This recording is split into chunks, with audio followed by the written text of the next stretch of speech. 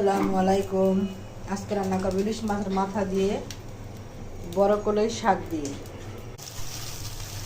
পেঁয়াজটা লাল লাল হয়ে গেছে, একটু পানি দিয়েছি, আদা বাটা দিয়ে দিছি। এখন মরিচের গুঁড়ো, হলুদের গুঁড়ো দিয়ে দিব। হলুদের গুঁড়ো,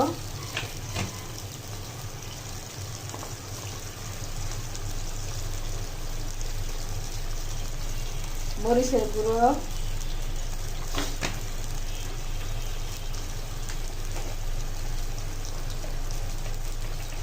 জিরার গুঁড়ো,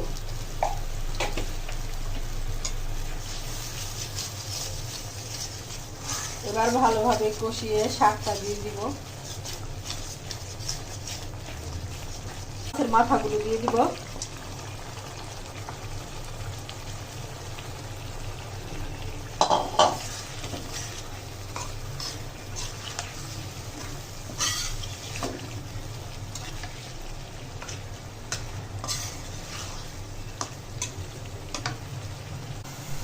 এখন পানি দিয়ে দিব।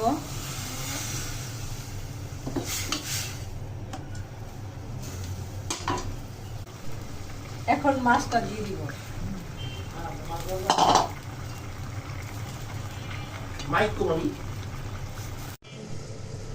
এই তো আমার বড় কলই শাক দিয়ে ইলিশ মাছের মাথাটা রান্না হয়ে গেছে। এইভাবে রান্না করে খেয়ে দেখবেন কেমন লাগে। ভালো হলে লাইক কমেন্ট